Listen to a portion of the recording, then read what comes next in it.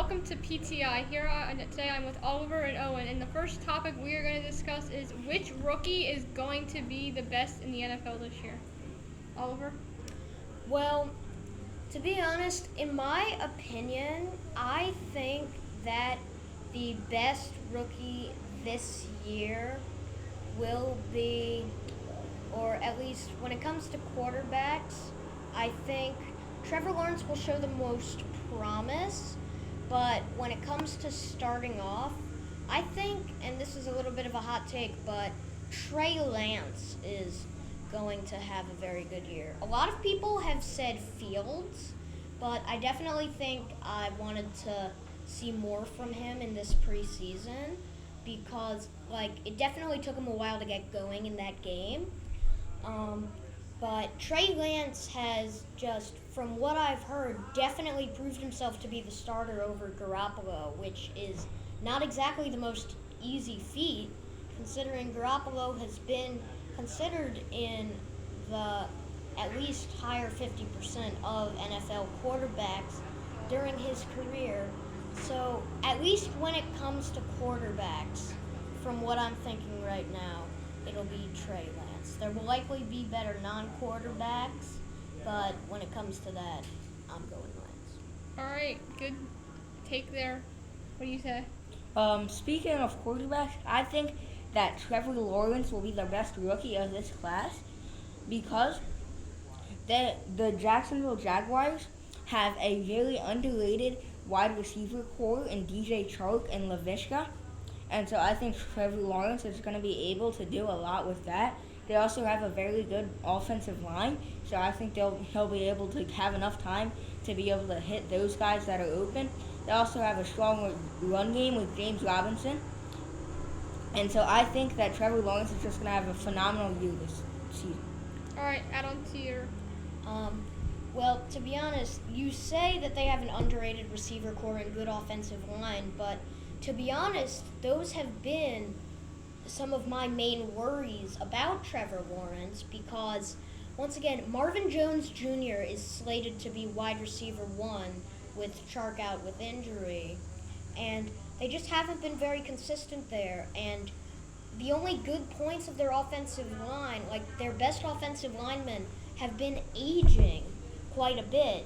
So, if I'm going to be completely honest with you, it was the things you said will help Trevor Lawrence that I believe will end up hurting him in the long run, and the reasons why I didn't pick him, because this Jaguars and Lawrence situation is really, really just giving me vibes of Joe Burrow's season with the Bengals. And add on to your take. Okay, well, first of all, you said that you think Trevor Lawrence has the most promise, which I agree with.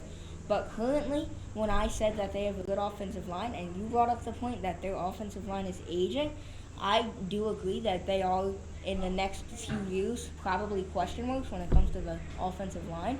But currently, this year, I think their offensive line is still good enough to get the job done.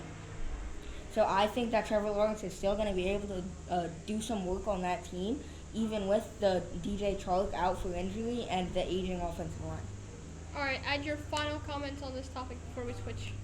All right, well, definitely when it comes to that, the thing is, I do agree that, the Jags situation isn't necessarily as detrimental as the Bengals was, especially in the offensive line category, but just once again, when you give a quarterback just not enough tools to work with, most pundits I've seen are in agreement that this team just is not enough for a quarterback like Trevor Lawrence. Sam Darnold was slated to be such a big prospect in New York, but you saw how little he was given, and you saw what he became. That's another thing. It's not exactly what I see with Trevor. I think that same thing will happen to Zach Wilson. But with Trevor, I think something of the sort might happen. Just, it's too much pressure on young shoulders with not enough team to take that pressure off his shoulders. All right, final comment. I agree. I think um, that he is gonna struggle, but as long as his team can stay healthy around him, I don't think the situation is as bad as the Jets situation is with Sam Darnold. So I think as long as DJ Chark can stay healthy, he'll have at least one solid receiver to go to. So I think he'll be able to perform. All right, that wraps up our first topic here.